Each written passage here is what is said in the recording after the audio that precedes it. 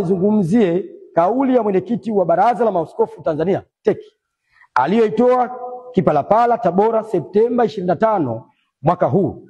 Naamini wengi wenu mmemtazama na kusikia kauli hiyo katika kipande cha video klipu akizungumzia masuala ya uchaguzi na Tume Huru ya Uchaguzi.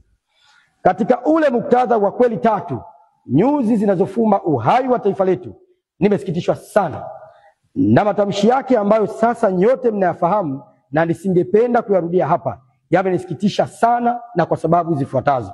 Kwanza, huyu ni kiongozi wa kiimani ambaye kwa msingi wa mafundisho ya kidini tungetarajia awe sauti ya maridhiano, mshikamano na mlinzi wa kweli. Lakini tumeona kinyume chake.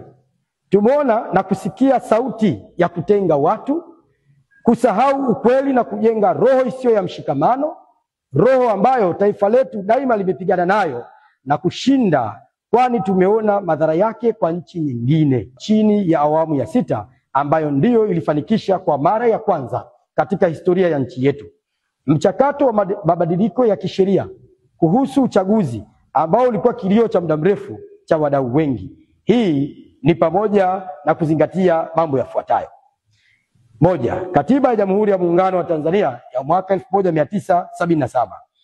Katiba ya Jamhuri ya Muungano wa Tanzania ya mwaka 1977 ni sheria mama inayotoa dira, huku ikieleza kuwa wananchi ndio msingi wa mamlaka yote na serikali hupata madaraka yake kutoka kwa wananchi, ibara ya 8 ikithibitisha kuwa taifa linafuata misingi ya kidemokrasia. Ili kuhakikisha haki hizi zinafuatwa, ibara ya 74 inaunda tume ya uchaguzi na kuainisha taratibu zake, ikihakikisha kuwa uchaguzi unafanywa kwa uwazi, huru na wa haki.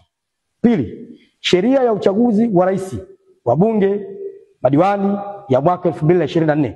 Sheria ya uchaguzi wa rais, wabunge, madiwani 2024 imetoa haki ya vyama kuwa na mawakala katika kila kituo cha uandikishaji.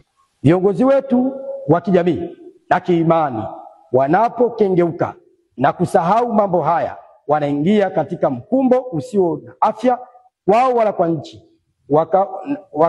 kwa kauli zenye kuleta utengano na zinazoweza kuhatarisha uhai wa nchi yetu. Ninaamini kabisa waumini wanatoa michango mingi kuwezesha viongozi hawa kutafuta na kupata taarifa za kina za mambo na mwenendo wa nchi kiuhalisia kabla kuzungumza, kwani kauli zao zina athari yake. Viongozi wetu wa dini wawe na kauli zenye kuleta watu pamoja, zenye kuponya badala ya kauli za kutenga, za marufuku, za kutisha na za hisia